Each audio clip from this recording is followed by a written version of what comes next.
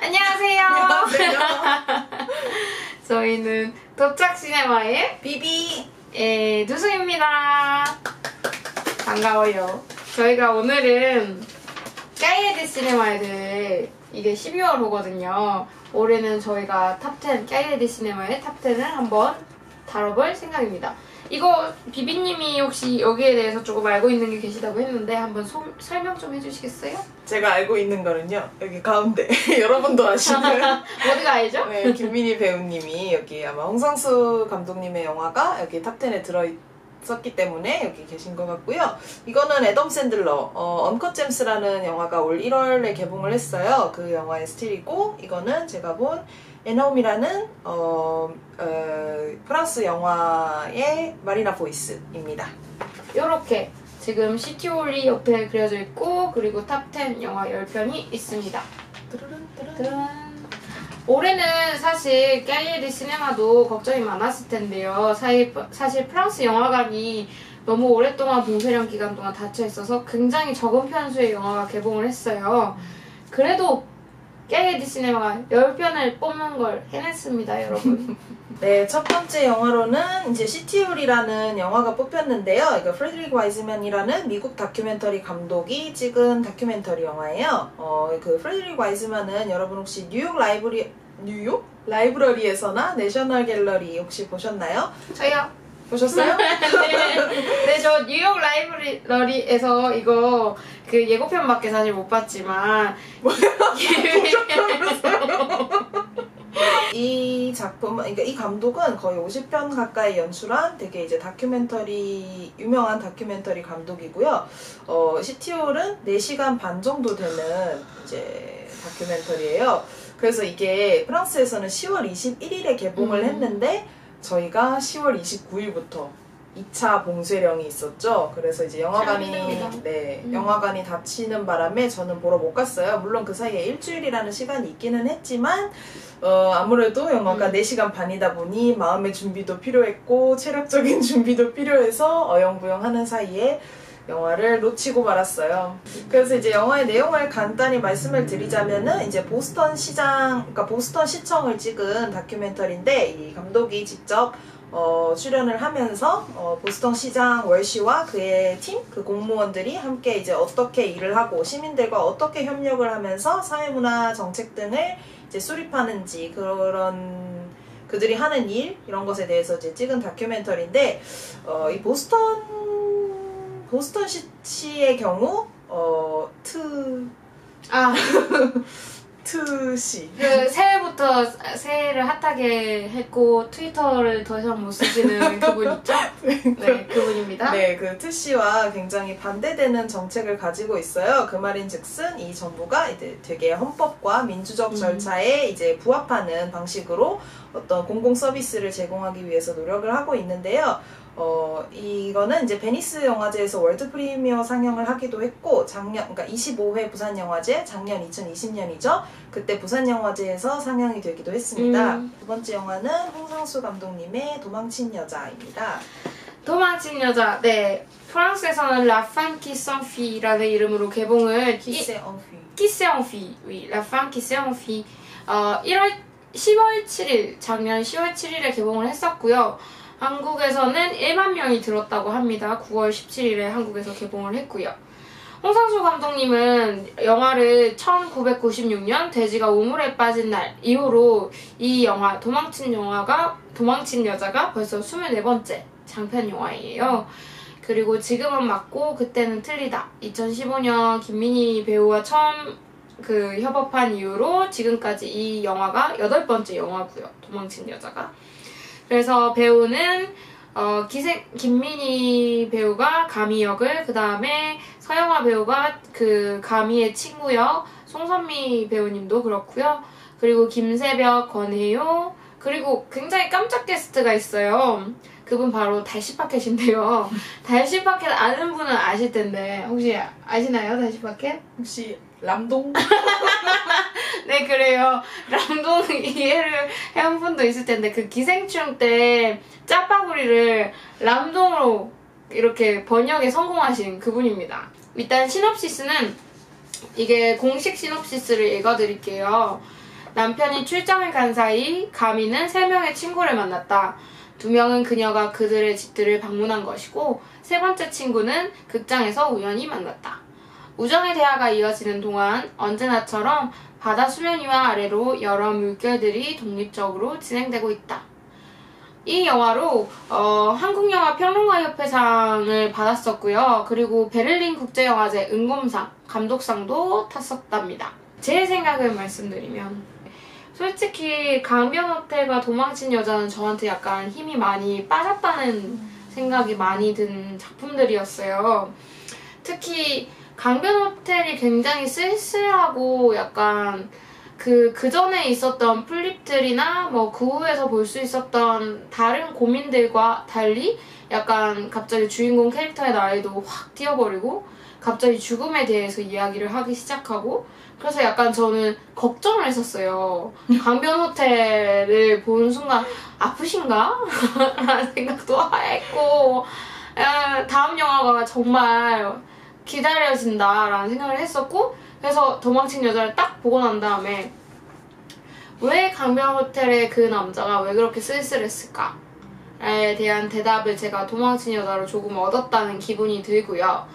하지만 저한테 밤의 해변에서 혼자 그리고 그 후 플립들이 굉장히 저한테 강렬하고 좋았던 만큼 아쉬움이 좀 많이 남는 경향이 있어요. 그래서 약간 이 빠진 힘들이 솔직히 감독님 영화를 쭉 봐오면 어떤 때는 굉장히 강했다가 또 잠시 쉬어갔다가 또 강했다가 이런 느낌이 되게 가볍고 무겁고 가볍고 이런 다양한 흐름들이 있다고 저는 에너지의 흐름이 있다고 생각하는 편이라서 강약약 중강약 이런 느낌으로 이번에 약약을 했다. 하지만 앞에가 강이었다. 뭐 클레어 카메라에서 약 한 번 했어요. 그 다음에 강약 이제 약 이제 그러니까 다음은 여러분 강이 나올 차례라고 저는 기다리고 있어요.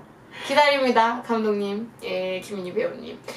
다음 영화는 그 벤가 조슈아 사프디 감독의 언컷 잼스입니다. BBC가 소개할게요. 네, 언컷 잼스는 조시 사프디 감독과 베니 사프디, 그러니까 사프디 형제가 만든 이 영화, 범죄 영화인데요. 약간 코미디와 뭐 어떤 액션과 이런 것들이 가미된 범죄 영화인데 이 감독들은 미국의 영화 감독이자 뭐 배우도 하고 각본도 쓰고 되게 다재다능한 젊은 감독들이에요. 배우도 했어요? 네. 그럼 제가 봤을 법한 영화가 혹시라도 있을까요? 없어요. 그럴 수 있죠. 이 영화는 이제 2019년 12월에 북미에서 소규모로 개봉을 했고 그 다음에 세계적으로는 1월 31일에 넷플릭스 개봉을 했어요. 작년에 많은 영화들이 넷플릭스 개봉을 했는데요. 그렇죠. 네, 그래서 이 영화 역시 넷플릭스로 전 세계 개봉을 했습니다. 영화에는 이제 주인공으로는 아담 샌들러가 나오고 줄리아 폭스라는 배우, 이분은 이게 데뷔작이시래요. 그 다음에 이디나 멘델 혹시 아시나요? 저 알아요. 레디코. 맞아요. 레디코. 이디나 멘델이 나오고 그 다음에 케빈 가넷이라는 농구 선수가 실제 농구 선수 역할로 출연을 해요. 연기를 굉장히 잘하시더라고요. 재밌게 봤습니다. 내용을 말씀을 간략히 드리자면 이제 애덤 샌들러가 하워드라는 이름의 보석상인이에요. 되게 탐욕스럽고 막 도박에 중독되어 있고 그 스포츠 도박 있잖아요. 거기에 중독되어 있는 이제 보석상인데 에티오피아 광산에서 블랙 오파를 구하게 돼요. 그걸 우연히 보고는 한 17개월에 거쳐서 본인이 그걸 이제 팔면은 엄청 비싼 값에 팔 수 있을 거라고 생각을 하고 그걸 가져오고 그걸로 이제 빚도 갚고 해야지 라고 도박으로 진 빚을 갚으려고 생각을 했는데 이게 일이 생각처럼 잘 안 풀리죠. 거기다가 이 케빈 가넷 선수는 그 보석을 뭐 자기의 행운의 상징으로 여기면서 계속 갖고 싶어 하고 이제 하워드는 이거를 경매에 넘겨야 하고 빚쟁이는 또 그 사촌? 친척이에요. 어쨌든 그 친척이 와가지고는 친척도 빚쟁이고 막 하여튼 오만대 막 시계 맡기고 뭐 맡기고 막 누구한테 받아서 였다 맡기고 저다 맡기고 하면서 막 계속 빚쟁이들이 쫓아오고 이런 영화인데 개인적으로 저는 빚쟁이 영화예요? 보석 영화예요? 보석이 중요한 건 아니에요. 아 그래요? 네, 빚쟁이도 중요한 거 아니에요. 그럼 뭐가 중요한가요? 탐욕. 탐욕, 인간의 탐욕. 언컷 잼스를 쫓는 인간의 네, 탐욕이다. 그것과 막 그 도박에 빠지고 막 그 막 애덤 샌들러 또 연기 너무 잘해요. 그 막 이상한 눈빛, 막 어떤 것에 중독된 그런 눈빛과 굉장히 그런 부분에서 굉장히 재밌는 영화인데, 이제 이게 청소년 관람 불가 영화예요.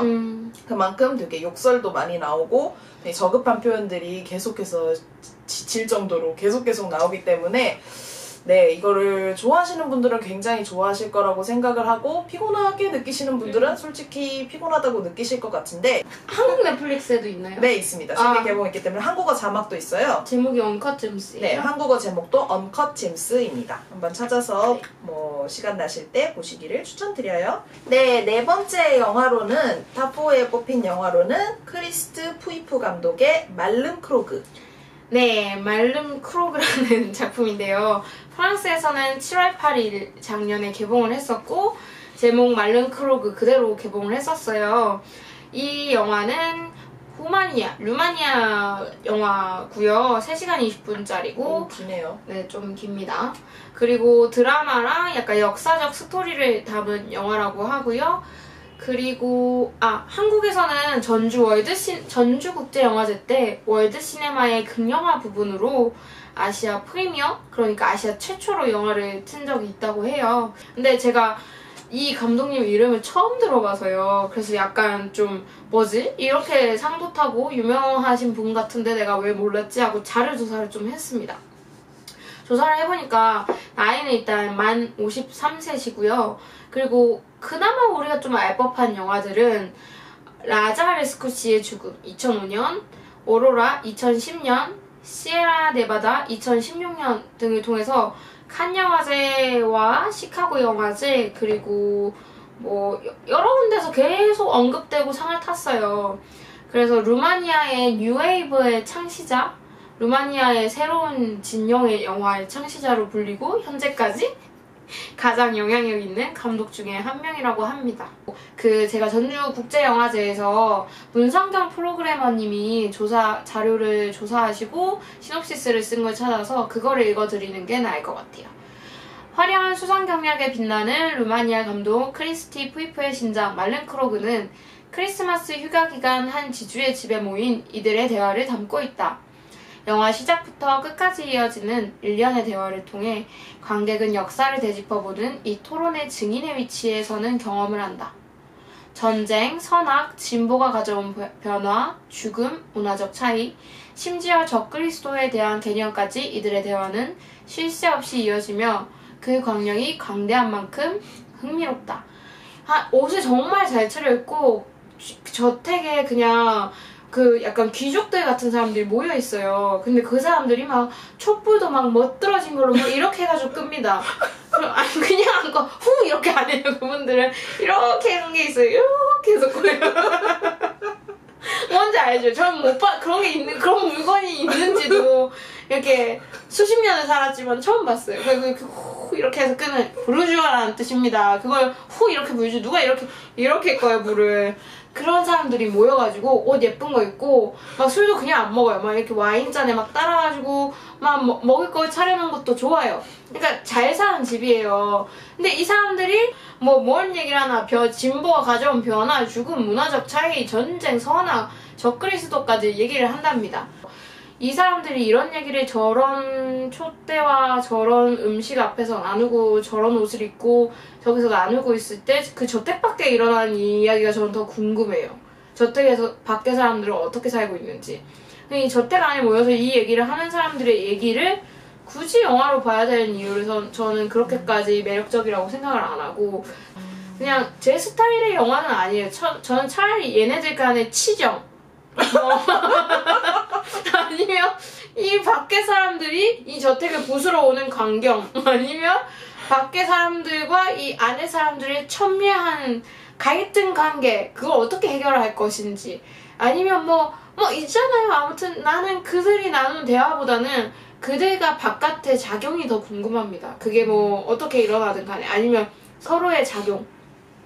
다음 영화는 레쇼스 공디, 레쇼스 공페라는 영화인데 비비님이 소개를 할게요. 네, 이 한국 제목은 러브 어페어, 우리가 말하는 것, 우리가 하는 것 이라는 제목인데 뭔가 러브 어페어 이게 살짝 러버 페어 때문에 웃었거든요. 근데 되게 특이한데요. 네, 근데 그렇군요. 영어 제목이 이거였던 것 같아요. 네, 그렇구나. 영어 제목도 그냥 한국에서 붙인 것 같지는 않고 감독은 엠마누엘 모헤라는 페미스 출신의 프랑스 감독인데요. 페미스는 이제 프랑스에서 가장 명성 있는 그쵸. 네. 제일 잘 나가는 영화 학교입니다. 네. 이 작품은 얼마 전에 제가 아르테라고 네. ARTE거든요. 아르테라고 그 플랫폼?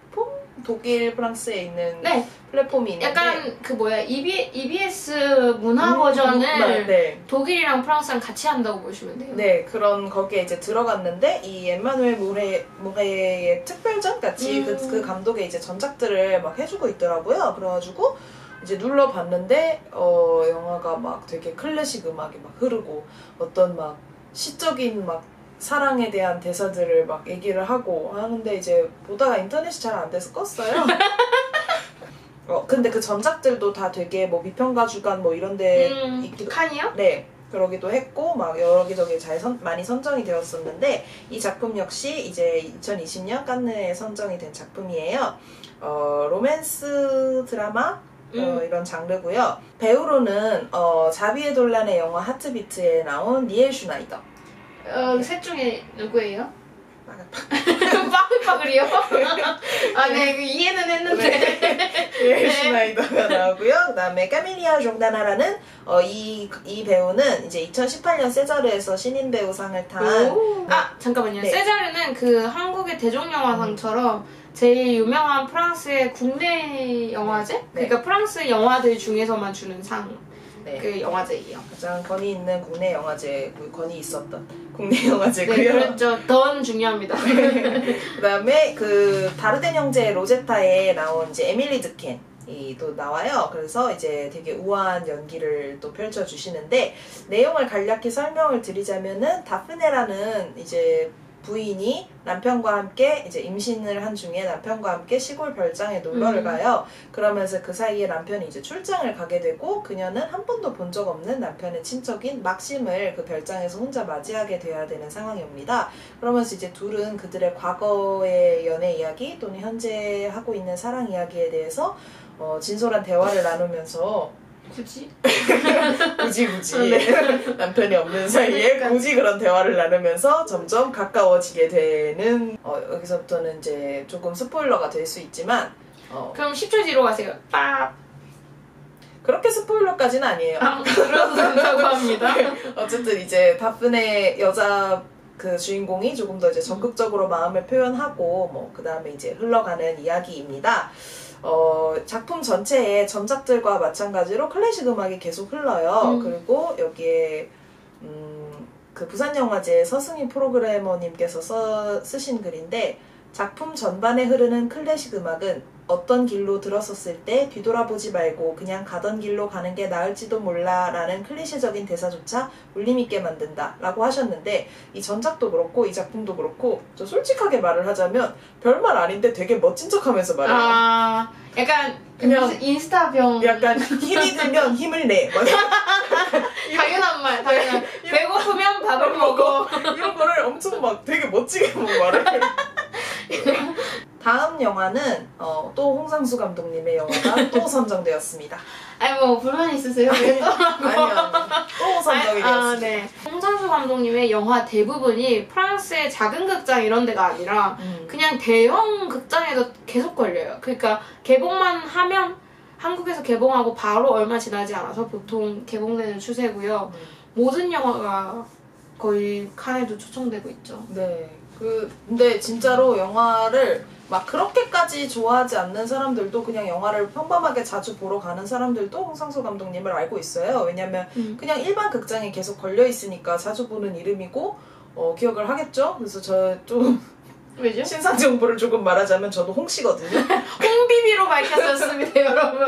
그래가지고는 처음에 이제 영화 공부하는 친구들을 만나게 됐을 때 제 성을 말하면은 갑자기 다 그러면서 혹시 너 그 홍과 가족이냐 이런 질문을 굉장히 많이 들었어요. 아니 근데 여러분 이게 충분히 있을 법한 일인 게 한국에는 성이 적고 이름이 굉장히 많잖아요. 근데 프랑스는 반대예요. 이름은 그냥 약간 그 세인트 이름들이 있거든요. 그 세인트 이름이 있는 잡지가 있습니다. 달력이 있습니다. 거기서 이 이름이 한 100개 정도를 계속 돌려 쓰는 그런 기분이고요. 대신에 성이 진짜 특별해요. 성이 같으면 뭐 진짜 가족인 거예요. 그리고 시놉시스에 대해서 잠깐 읽어드리면 강변의 호텔에 공짜로 묵고 있는 시인이 오랫동안 안 본 두 아들을 부른다. 아무 이유 없이 죽을 것 같다는 느낌이 들어서 부른 거다. 한 젊은 여자가 같이 살던 남자에게 배신을 당한 후 강변의 호텔에 방을 잡았다.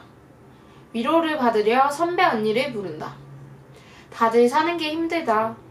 그 강변의 호텔에서 하루는 하루가 다인 양 하루 안에서 계속 시작하고 있고 사람들은 서로를 바라만 보고 있다. 이런 시놉시스고 이거는 공식 시놉시스라서 네이버 영화나 다음 영화에서도 읽으실 수 있으세요. 제 생각은요.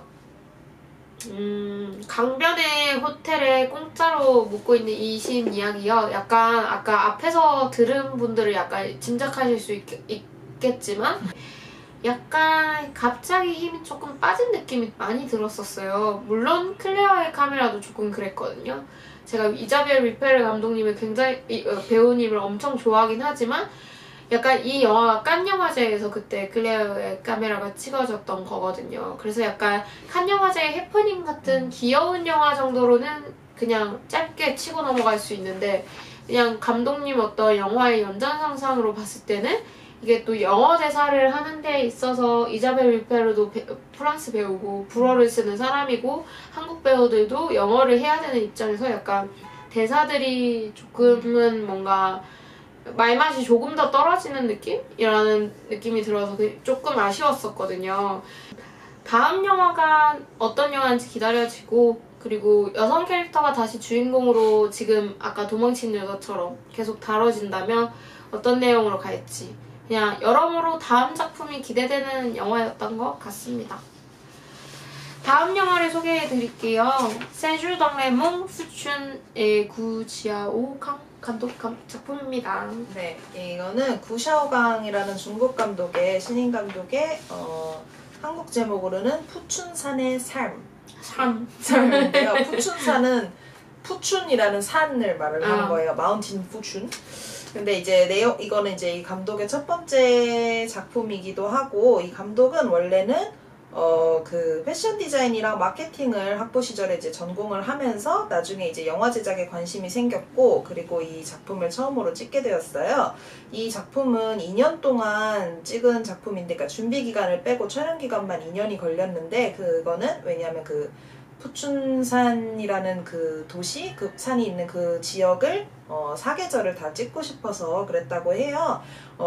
이게 14세기 중국 화가 황공망의 푸춘산거도라는 작품이 있는데 거기서 이제 영향을 받아서 찍은 작품인데 그래서 이제 제가 굉장히 또 좋아하는 스타일의 영화인데 어떤 마을과 계절과 거기 살아가는 사람들 그들의 일상, 가족, 노모 이분 지하장터 좋아하거든요, 여러분. 그래서 내가 이게 너무 속상한 게 이 영화를 존재도 몰랐어요, 저는 세상에. 이걸 알았으면 진작 보러 갔을 텐데 이거를 이제 조사를 하면서 그러니까 가이드 시네마 이번 호를 받고 여기에 이게 이 영화가 있길래 뭐지 하고 검색을 해서 예고편을 보는 순간 이걸 왜 안 봤을까? 진짜. 그러니까 내용 자체는 이제 유씨 집안에 노모가 계신데 그분이 이제 70세 생일을 맞이했는데 그때 이제 뇌졸중으로 쓰러지게 돼요. 그러면서 이제 각자 가족 문제로 바쁘던 이제 형제들이 모여가지고 누가 노모를 맡게 되느냐 하는 사실 되게 엄청난 이제 가족 간의 갈등 같은 걸 보여주면서 갈등과 화해와 이런 것들을 보여주는데 이거는 너무 사실 그래도 왜 이렇게 사실이란 말을 반복하죠? 너무 평범한 이야기인데 그 평범한 이야기를 굳이 영상으로 담아낸 게 전 좋아요. 전 그게 좋아요. 지하자부터 좋아합니다. 전 그게 좋아서 네. 지금 진짜 제목만 들어도 사실 제가 좋아하는 영화라는 느낌이 딱 왔는데 그때 아예 제목조차 못 들어봤어요. 왜냐면 사실 작년에는 영화관이 연 기간도 그렇게 많지 않았고 정말요. 열었다고 해도 그 찰나에 영화를 막 빨리 보러 가야겠다 이런 생각을 하지 못했어요. 그냥 약간 개봉하는 영화들은 잊어버리고 그냥 뭐 과제로 봐야 하는 영화나 옛날 고전 영화들이나 아니면 뭐 다른 집에서 볼 수 있는 넷플릭스의 영화들이나 다른 식으로 영화를 계속 봤지 영화관에 가야겠다는 생각을 못 해가지고 최신 개봉작들을 잘 못 봤거든요. 너무 아쉬워요. 이걸 봤어야 되는데 이게 굉장히 저는 VOD가 나오기를 기대하고 있고 보고 나서 너무 재밌었으면 또 말씀을 드릴게요. 그러면 다음 영화로 소금의 눈물, 눈물의 소금, 필립 가렐입니다. 네, 눈물의 소금이고요. 한국에서는 아직 미개봉 작품인데 프랑스에서는 6월 17일에 르셀데람으로 개봉을 했습니다. 똑같은 말이에요. 눈물의 소금, 필립 가렐 작품이고요.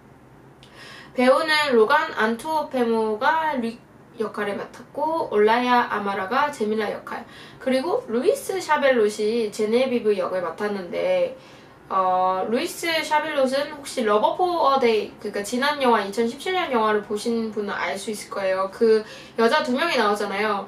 한 명 그 러버 포어 데이에 여자 2명이 나오는데 한 명은 아버지의 딸로 나오고 한 명은 아버지와 아버지 철학 교수 수업에서 만난 대학생 애인으로 나와요. 그래서 이 애인 역할을 맡은 사람이 제네비브예요. 약간 판문파탈처럼 그 영화에서 나오는데 이 영화 이후로 약간 캘리드 시네마도 그렇고 다양한 프랑스 영화 저널에서 약간 새로운 얼굴? 앞으로 프랑스 영화를 책임질 약간 떠오르는 배우들로 계속 소개되고 있어요. 지금도. 그래서 그 다음 영화를 당연히 같이 맡았고요. 그 방금 말한 러버 포어 데이의 다른 배우, 그분이 바로 에스텔 가렐이라고, 루이스 가렐이 그 필립 가렐의 아들이잖아요. 에스텔 가렐은 필립 가렐의 딸입니다. 그러니까 둘이 형제 자매 관계죠. 그런 역할을 맡았고요. 그리고 눈물의 소금으로 다시 돌아가면 아버지 역은 안드레 윌림스가 맡았습니다. 서승희 프로그래머님이 써주신 글을 제가 가져왔는데요. 필립 가렐의 영원한 주제는 청춘, 그리고 사랑이라는 감정으로 겪는 아픔이다. 흑백으로 촬영된 눈물의 소금에서 감독은 목공세공학교에 입학시험을 치르기 위해 파리에 온 시골 청년 릭의 여정을 쫓는다.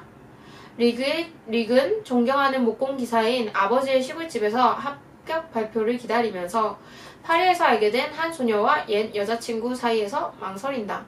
누베바그 로맨티즘 스타일을 고수하며 가렐은 사랑에 빠진 소녀들의 초상을 섬세하게 그린다.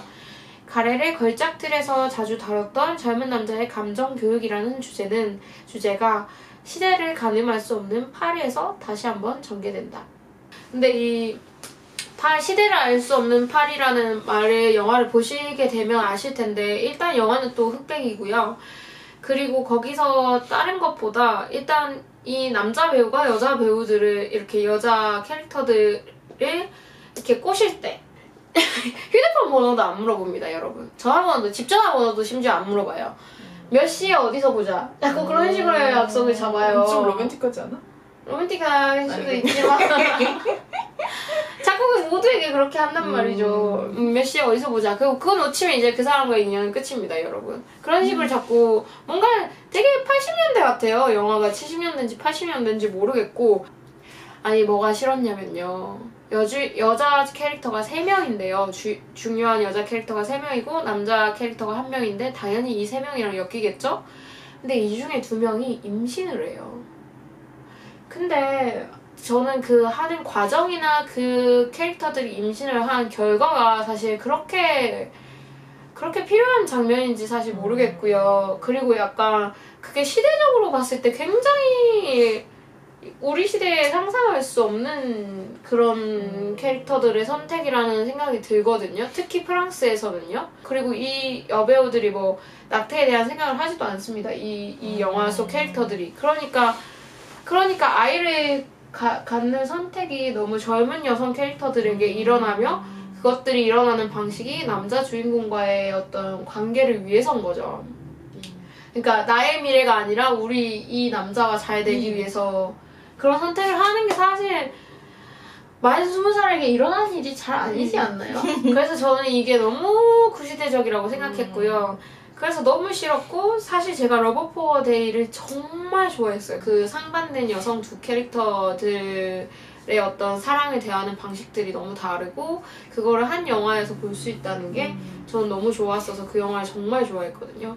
그 다음 영화를 기다렸었기 때문에 너무 충격적이고 그래도 기회를 한 번 더 드리겠어요? 필리카이 감독님. 제가 포기하지 않고 계속 지켜보겠습니다. 감독님 힘내세요. 다음 영화는 에놈이라는 작품인데요. 소피 루투네 감독의 작품이라고 하네요.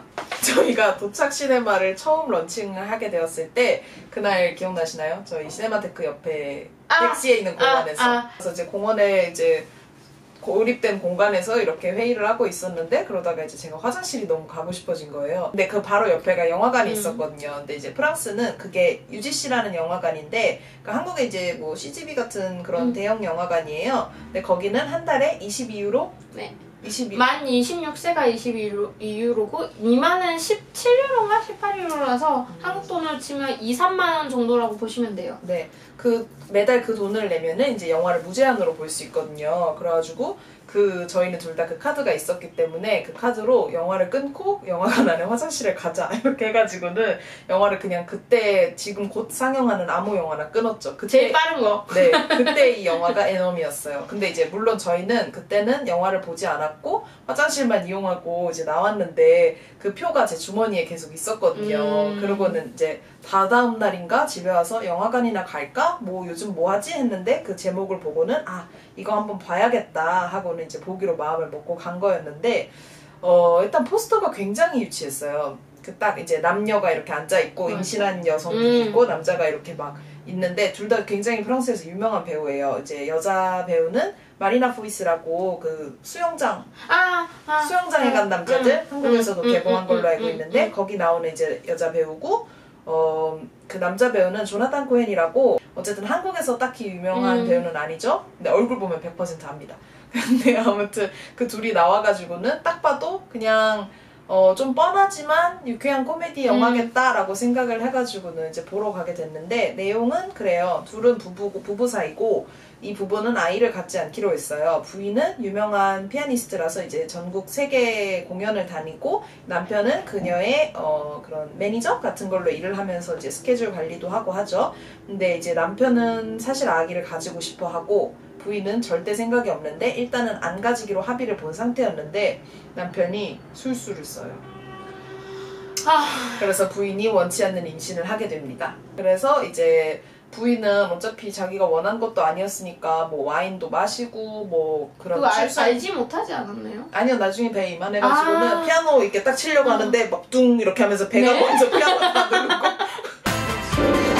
내용이 되게 진부하고 끝에는 심지어 좀 감동적으로 끝나거든요. 이것까지 너무 진부한데 근데 이제 그냥 어쨌든 제가 좋았던 부분은 그런 중간중간에 들어가는 위트 있는 장면들 또 그리고 이런 주제에 대해서 다뤘다는 점에서 이렇게 해서 뭐 그 남자가 잘했다 못했다 이걸 떠나서 이 주제를 다뤘다는 점에서 저는 그리고 되게 무겁지 않은 방식으로 다뤘다는 점에서 재밌게 봤던 것 같습니다. 그러면 이제 마지막으로 소개해드릴 영화는 에바 어누트라는 영화입니다. 에바 어누트. 그러니까 어누트가 8월입니다. 8월에 에바라는 뜻인데요. 프랑스에서는 7월 1일날 개봉을 했었고요. 감독 이름은 조나스 트루에바입니다.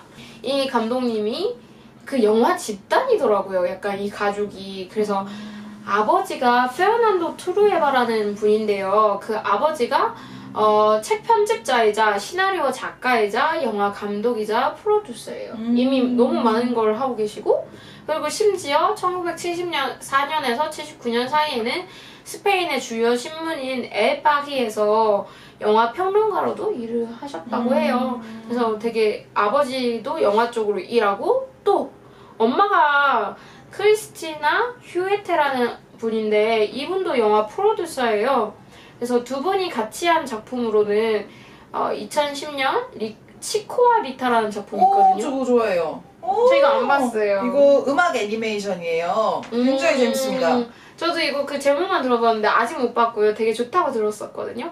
그리고 심지어 사촌, 삼촌, 고모부, 이모부까지 구글링에 전부 다 링크가 되어 있어요. 네, 이분들이 다 문화예술 쪽 사람인 것 같더라고요. 그러니까 다 영화는 아니지만 그래서 약간 집안 자체가 약간 이런 쪽으로 많은 뭐 크리스마스에 밥을 한번 먹더라도 영화, 음악과 미술이 다 얘기가 나눠지지 않겠습니까?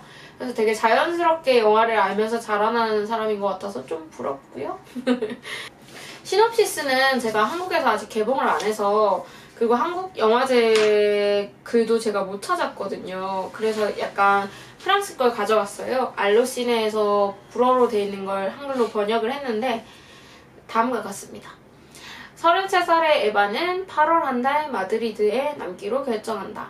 그녀들의 친구들은 모두 바캉스를 떠났는데 마드리드의 즐겁고 축제적인 분위기에 혼수 상태 같은 나날들이 이어진다.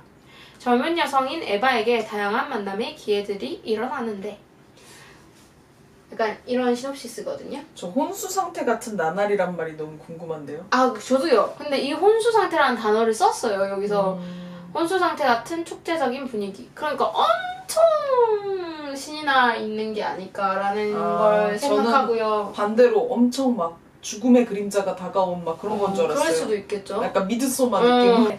그래서 저는 예고편을 보고 든 생각은 영상미가 일단 있어요. 그런 점에서 약간 보고 싶다는 생각을 조금 했고 두 번째로 보고 싶은 이유는 약간 이 여주인공이 다른 이 만남의 기회들이 일어나면서 다른 사람들과 하는 대화들이 좀 흥미로웠어요. 그리고 그때 나는 고요한데 다른 사람들이 축제적일 때 느끼는 어떤 이질감 이런 것들도 혹시 영화에 있을까라는 생각이 들었고 아니면 혹시 다른 새로운 사람들을 만나기 위해서 일부러 남은 건 아닌가 라는 생각이 들어서 약간 이런 저도 약간 누가 하자고 해도 하기 싫으면 안 하거든요. 그래서 남들과 다른 선택을 한 에바가 보냈을 여름이 궁금해서 약간 보고 싶은 마음이 들었습니다. 네, 지금까지 까이에디 시네마가 뽑은 2020년 탑10 영화에 대해서 소개를 해드렸고요. 2021년 1월호에 또 독자가 뽑은 2020년 탑10이 실려있어요. 거의 되게 많은 영화들이 겹치는데 소개되지 않은 영화들이 있어서 또 소개를 해드리려고 합니다. 토마소라는 작품이에요. 토마소라는 작품은 아벨 페라라라는 미국 출생 감독의 영화인데요. 이제 영화는 이탈리아, 영국, 미국에서 촬영이 되었어요. 토마소라는 미국에 사는 예술가가 있어요. 그 사람은 이제 로마에 살게 되면서 젊은 아내 니키와 딸 디디와 함께 이제 살고 있는데 그는 전에는 이제 마약 중독자였거든요. 근데 이제는 시나리오 장문이나 명상, 이탈리아 왁스, 연극 강좌 이런 것들로 가득한 삶을 살고 있는 이 토마소라는 인물에 대한 이야기인데요. 이 영화가 굉장히 재밌었던 점은 까이에디 시네마는 5점을 줬어요. 별 5개 중에 5점을 줬고요. 만점이요? 네. 그 포지티브란 잡지에서는 이 영화에 1점을 줬어요. 그래서 와우. 되게 상반된 의견이 재밌었는데요. 까이에디 시네마의 평에서는 이 영화의 미장센의 은밀하고 힘있음에 대해서 이야기를 하고 있고 포지티브는 이야기의 나르시즘이라는 표현을 썼어요. 그래서 딱 이 평을 보자마자 어떤 영화인지 알겠다 하고는 이제 예고편을 봤죠. 예고편 보시면 이게 두 개의 얘기가 다 무슨 얘기인지 아실 거예요. 정말 미장센적으로 막 조명이나 이런 색감이나 그 인물이 서 있는 위치나 이런 게 너무 아름답거든요. 근데 이걸 왜? 약간 이런 느낌이 강한 것 같아요. 이제 주인공으로는 윌렘 데포가 나오는데 이 사람 그 그랜드 부다페스트 호텔에서 악역으로 나왔었고 안티크라이스트에서 그 역할을 했던 이제 배우인데 2021년에 그 웨스 앤더슨 새 작품이 나와요. 프렌치 디스패치라고. 거기에도 이제 출연 예정이 되어 있습니다. 제가 소개할 영화는 리차드 주얼이라고 클린트 이스트우드 감독의 영화입니다. 프랑스에서는 르캬 히차드 주얼이라는 이름으로 2월 19일에 개봉을 했었고요. 르캬가 어떤 경우거든요. 그래서 리차드 주얼의 경우라고 보시면 될 것 같아요. 그래서 워너브라더스 배급이었고 이 2시간 9분짜리 영화로 드라마입니다. 2019년에 개봉한 이 전기 드라마인데요. 클린트 이스트우드는 여러분들도 잘 아시다시피 약간 너무 필모그래피가 너무 많아요. 배우로서도 그렇고 감독으로서도 그렇고 너무 많기 때문에 심지어 약간 벌써 만 90세세요. 그래서 정말 대단한 노장, 거장 감독이고요. 시놉시스를 알려드릴게요. 1996년 미국 애틀란타 올림픽 당시 계약직 경비원 리차드 주얼은 폭탄의 조기 발견에 많은 인명을 구했으나 하루아침에 폭탄 테러 용의자로 전락하고 FBI의 끈질긴 수사와 언론의 왜곡 보도 때문에 그의 인생은 망가진다. 그의 무고를 밝히기 위해 한 변호사가 고분분투하는데 이 역할은 샘 로겔 배우가 맡았습니다. 그래서 이 내용이 일단 실화예요.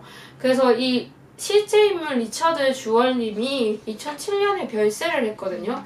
제가 이 사건을 조사해보니까 정말 충격적이더라고요. 이거를 네이버 블로그에 치셔도 보실 수 있고요. 아니면 구글링을 하셔도 쉽게 접할 수 있는 기사인데 그 2007년에 이분이 사망하실 때도 아직 그 판결들이 다 나오기 전이었어요. 근데 이분이 실제로 1996년 폭탄 테러 이거가 콘서트장에 있을 때 이상한 초록색 가방을 발견한 거예요. 근데 버려져 있는.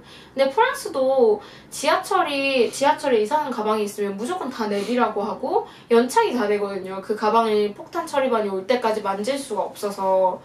그래서 이분도 약간 쎄하다는 느낌을 받은 거예요. 근데 이분이 아직 경찰도 아니었고 그냥 그리고 계약직이었어요. 그러니까 계약직으로 보안요원으로 그날 하루 일하는 그런 분이었는데 자기가 봤을 때 이 가방이 너무 이상하다 싶어서 이걸 바로 본부에 보고를 했고 본부에 보고를 했는데 그분들이 그럼 폭탄 테러반을 불러봐 줄게 라고 하는 동안에 일단 사람들이 자기를 다 믿어주지 않아도 나를 믿고 피해라 하면서 거기 주변에 있는 사람들 다 대피시킨 거예요. 진짜로 자기를 믿어달라고 하면서.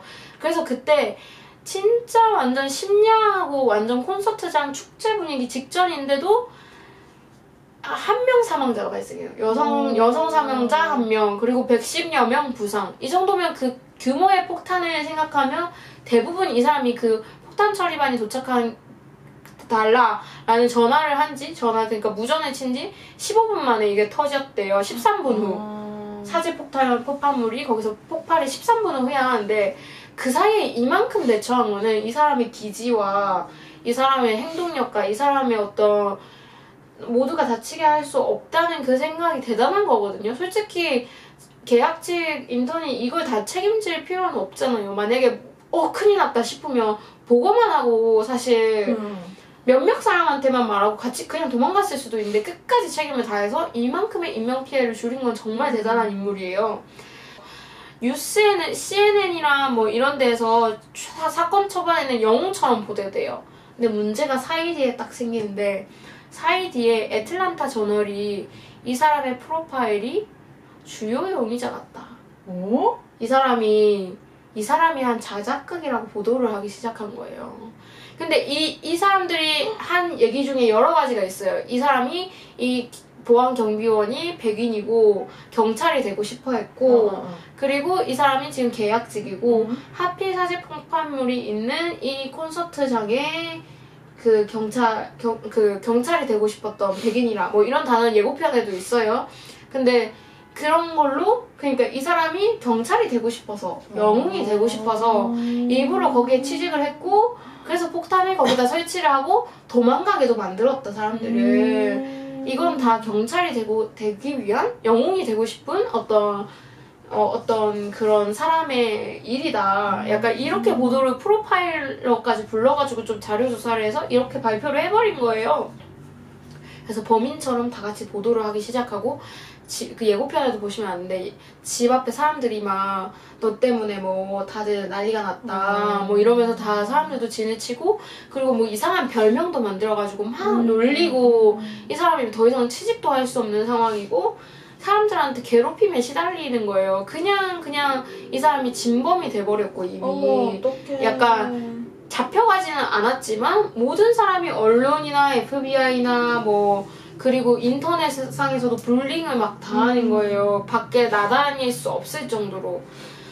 그런데 2005년이나 되어서야 진범이 밝혀져요. 거의 9년 흘렸죠. 9년. 9년간 사람의 삶이 얼마나 피폐했을까요?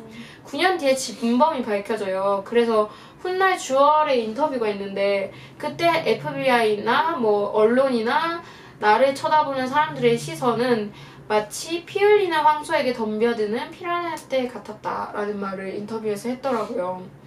그래서 소송을 계속 벌였고요. 그 소송을 하는 과정들이 이 리처드 주얼에도 담겨있어요. 그 변호사 내용이.